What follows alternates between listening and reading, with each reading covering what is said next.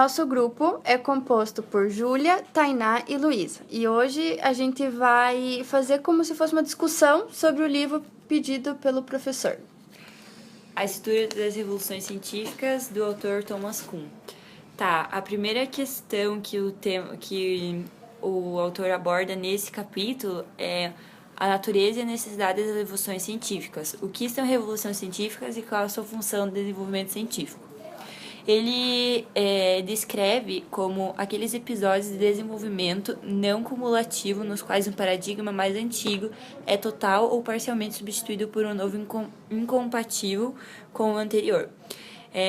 Na minha observação, eu coloquei que a revolução ela é uma inovação de um novo paradigma. Não que aquele paradigma anterior esteja errado, mas ela passa a ser a evolução do paradigma anterior e o paradigma anterior é desatualizado, passa a ser desatualizado.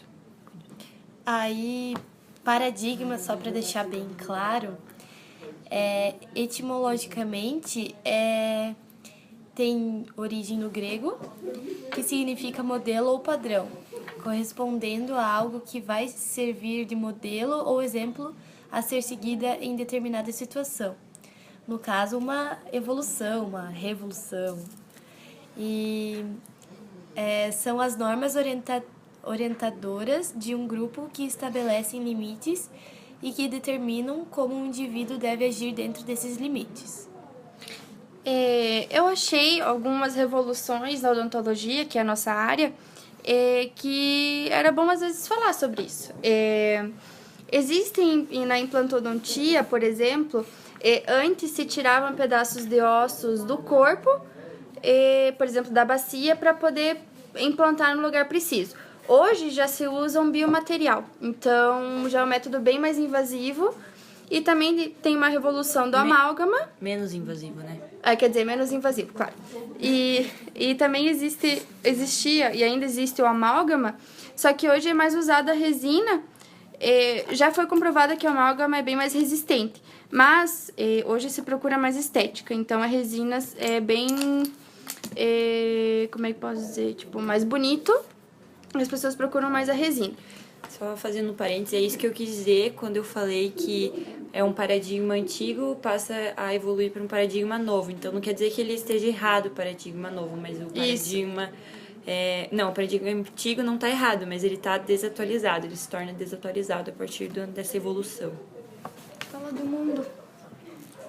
E daí um exemplo é meio bobo, mas para entender bem, sobre o planeta, assim, que acharam que ele era quadrado e no final das contas ele era redondo. Isso prova que essa evolução foi bastante importante. Aí também ele cita no texto que, por exemplo, o paradigma, essa revolução, na verdade, ela depende, assim, a área que está acontecendo, por exemplo. Porque, por exemplo, na odontologia, essa é uma evolução para nós, mas para os outros eles vêm de uma forma normal. Nisso ele cita o exemplo do astronauta e Kelvin. Kelvin, Crookes e Eggington em relação ao raio-x. Para os astronautas e o Kelvin, foi uma revolução muito grande, mas para Kelvin, Crookes e Eggington, foi uma situação diferente, onde eles tiveram várias perguntas em relação a isso e não ficaram tão surpresos assim com a revolução. Eu percebi também pelo que o autor falou, que ele achava que não era correto as provas ou evidências serem apenas consideradas pela questão científica, porque não se existe uma verdade absoluta. Então, por exemplo, temos o caso que veio um palestrante na nossa semana acadêmica que falou sobre as marcas de mordida. E ele falou que em estados isso já foi banido, porque pode ser uma opção... Pode ser uma opção para a pessoa ir preso, né?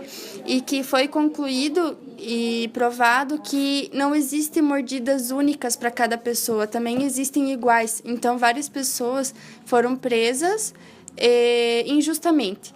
Então, aí prova também que... Da verdade absoluta, que não existe. Que não existe. Que ele fala que, tipo... Que a gente é uma coisa que a gente tá...